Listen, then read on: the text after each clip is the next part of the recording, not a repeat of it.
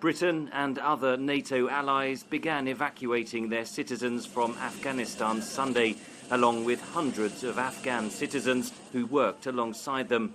NATO allies joined the US-led invasion of Afghanistan in 2001. NATO took control of the International Security Assistance Force in Afghanistan 2 years later. In addition to American losses, hundreds of NATO troops have been killed in 2 decades of conflict. In a press conference Tuesday, NATO's Secretary-General blamed Afghanistan's political leadership for the capitulation to the Taliban. Ultimately, the Afghan political leadership failed to stand up to the Taliban and to achieve the peaceful solution that Afghans desperately wanted. The failure to achieve that solution could have wider implications for NATO, says analyst Natasha Lindstedt. I think NATO might return to more limited aims of just trying to maintain stability and deter rather than to engage in these grand interventions. Britain's Defence Secretary blamed the collapse of the Afghan government on the 2020 deal struck with the Taliban by former US President Donald Trump. It was done directly to the Taliban. It didn't involve the Afghan government, so fatally potentially undermined the government of that day. We as international partners found it uncomfortable because we had deployed through a US framework. We hadn't deployed in a unilateral manner. So when they pulled that framework, that we had to leave.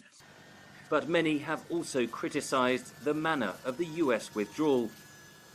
It was very abrupt and it wasn't coordinated, and there wasn't much consultation at all with from Biden and his administration with its NATO allies. French President Emmanuel Macron warns the collapse of the Afghan government would have major consequences for the entire international community.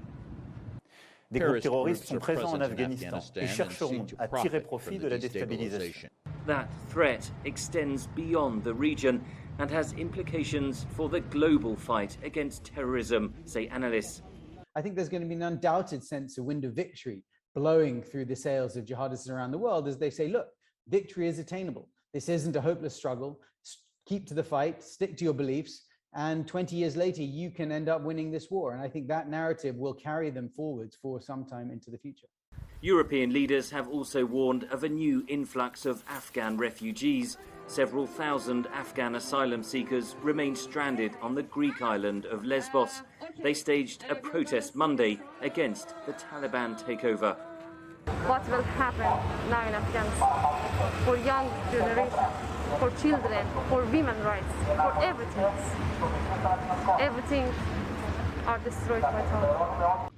Questions that remain unanswered as Western nations rush to leave and the Taliban retakes the reins of power in Afghanistan. Henry Ridgwell for VOA News, London. MashaAllah.